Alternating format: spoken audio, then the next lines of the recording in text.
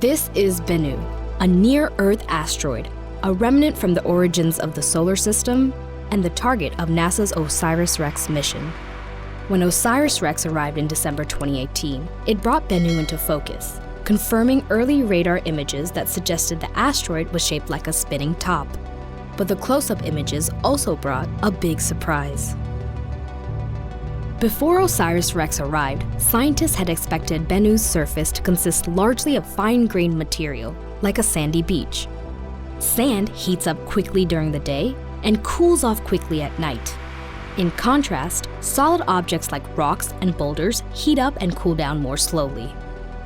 Infrared telescope observations had shown that as Bennu rotates, its surface rapidly heats and cools, much like a sandy beach.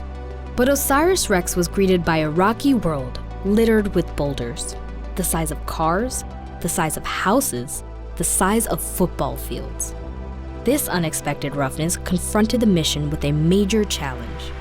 The main science goal of OSIRIS-REx is to briefly touch down on Bennu and grab a sample of fine-grained material for return to Earth. To protect the spacecraft, the original plan called for touchdown in a boulder-free zone with a diameter of at least 164 feet. But as it turns out, boulder-free sites of that size don't exist. Following arrival, mission planners began looking at safe zones that are just a few parking spaces wide, with enough loose material to provide a sample. In mid-2019, they identified 4 candidate sites and named them after birds that can be found in Egypt: osprey, kingfisher, nightingale, and sandpiper.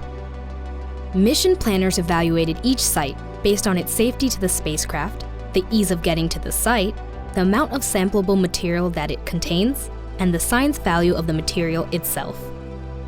After carefully evaluating these criteria, they chose Nightingale as the primary sample collection site and Osprey as the backup. Nightingale is located near Bennu's North Pole. It sits inside a small crater measuring 66 feet in diameter. Nightingale contains mostly fine-grained material and has multiple areas for sample collection. It is also the darkest of the candidate sites and has high color variation, suggesting a diverse mineralogy. Osprey is also located within a 66-foot wide crater just north of Bennu's equatorial bulge and may contain rock types from both the northern and southern hemispheres. Osprey has the strongest signal for carbon-rich materials of all 4 sites and contains a dark patch at its center that is of high scientific interest to the mission. Now that the primary and backup sites have been chosen, OSIRIS-REx is performing additional reconnaissance flights to prepare for the sample collection event. Later in 2020, the spacecraft will descend to Bennu's surface, briefly touch down, and collect up to 4.5 pounds of loose material. After collection, OSIRIS-REx will carefully stow the sample and make the long journey back to Earth. In late 2023, it will return the sample, delivering pristine material from the origins of the solar system that will be studied on Earth for decades to come.